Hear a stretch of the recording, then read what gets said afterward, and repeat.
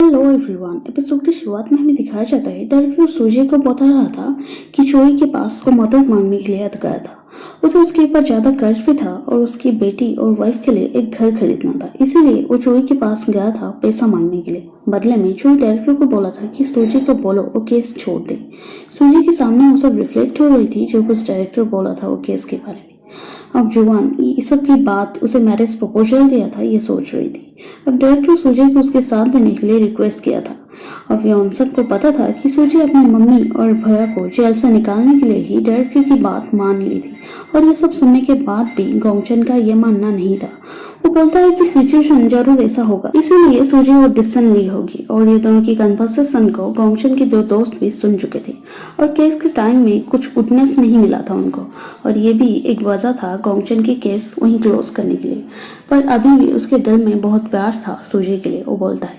अब सूर्य अब बहुत रिग्रेट फील कर रही थी वो सब केस के बारे में सोचते हुए। अब सूर्य सीसीटीवी फुटेज कलेक्ट करने की कोशिश कर रही थी इल्को के बारे में। गोंगचन बताता है कि हमारे बीच सब कुछ अब सेम हो गया है, इवन है और कुछ नहीं है, क्योंकि मैं तुम्हें बता नहीं पाया था पहले कि मैं किम डोंगू था। अब सूर्य वो चैट बनाई थी गोंगचन की बहन के केस के बारे में। उसे वो सब देखने के बाद मालूम हो जाता है कि नाजोंग की मर्डर केस में जुआन डोंगो और ली सियुक है, मतलब वो तीनों ही कल्प्रिट है। अब सूर्य के बाद सूर्य अब माफी मांगती है कि केस को बीच में छोड़ने के लिए। अब गोंगचन भी वो सब सिचुएशन को समझ रहा था। अब नाजोंग केस की एविडेंस सेबल दे देता है उसे सब कुछ। और लॉ स्कूल में एक ट्रायल चल रहा था जो केस में कल्प्रिट उसके वाइफ को मार दिया था हथौड़ा से। उस केस में गेस्ट जज चोरी बना था आज, और ये केस गोंगचन के केस जैसा सिमिलर था। गोंगचन के केस में नाइफ में 3 फिंगरप्रिंटिंग था, एक अनआइडेंटिफाइड था, और ये केस में भी हथौड़ा में 3 फिंगरप्रिंट था और 1 अनआइडेंटिफाइड था। और चोई भी प्रोसिक्यूटर था तब, और चोई जॉस के साथ में बैठा था। अब चोई प्रोसिक्यूटर की बात सुनने के बाद बोलता है कि हस्बैंड गर्लफ्रेंड नहीं हो सकता, क्योंकि एक अनआइडेंटिफाइड फिंगरप्रिंट है, इसीलिए वो जेल नहीं जा सकता। और केस के बाद अब गोंगचन पूछता है कि 10 साल पहले मेरे साथ ऐसा क्यों किया था तुम। अब चोई बोलता है कि डोंगो जेल में तो नहीं है ना।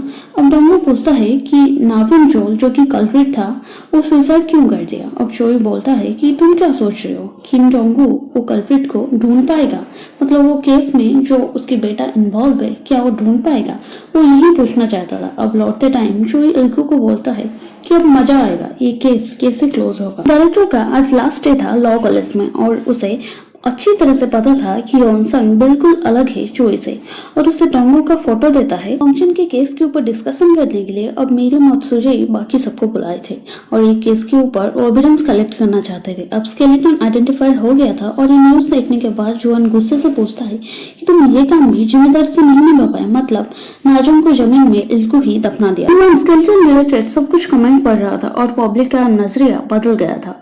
वो सोच रहे थे कि जरूर ये केस के पीछे और किसी का हाथ है। और नाजोंग की स्केलेटन देखने के बाद उसकी मम्मी बहुत रो रहे थे, और गोंगचन भी। और चोई पुलिस को ये बोलता है कि तुम्हें मीडिया वालों को रिपोर्ट कर देना चाहिए कि स्केलेटन मिलने की न्यूज सुनने के बाद ही नाजोंग को सुसाइड कर दिया था। अभी योंगपुंग डिस्ट्रिक्ट के कंस्ट्रक्शन प्रोजेक्ट फिर से रुकावट आ गया आइडेंटिफिकेशन के बाद, और ये केस रीओपन करने पर कुछ सबूत नहीं था, जिस वजह से सूजी को अब प्रॉब्लम फेस करना होगा, और गोंगचन को भी साथ साथ। ये डायरेक्टर बोलता है। गोंगचन हर दिन की तरह उसकी मम्मी के लिए आज भी खाना लेके आया था। तब उसकी मम्मी बोलते हैं कि तुम खाना लेके आ रहे थे, मैं सोच रहा था कि तुम्हारे पापा। बोलते हैं कि मैं बहुत गलत थी पहले, और रियल कल्प्रिट तुम कभी नहीं हो सकती, ये मुझे सोचना चाहिए था। और ये सुनने के बाद गोंगचन अब रो रहा। सूजी अब चोई को बोलता है कि 10 साल पहले जो कुछ हुआ था वो सब के लिए अब विटनेस नाजोंग थी, इसीलिए वो केस को क्लोज करने के लिए नाजोंग को हटाना पड़ा ना तुम्हें रास्ते में। और ये केस में जुआंग और हान डोंगू और ली सियुक था, ये भी सूजी को पता चल गई थी, और ये सब की प्रूफ भी थी उसके पास। अब चोई को पता नहीं चला था कि वो लड़की डायरेक्टर की ही बेटी। और ये सब सुनने के बाद चोई अब दूसरा प्लान बना रहा था। वो बोलता है पर तुम जुआन को पकड़ नहीं पाओगी, क्योंकि जेई तुम्हारी बेटी है, मतलब जुआन और सूजी की बेटी जेई है। और ये सुनने के बाद सूजी बिल्कुल चुप थी, और एपिसोड यहीं पर खत्म होती है। नेक्स्ट एपिसोड देखने के लिए चैनल को सब्सक्राइब कीजिए। Thank you.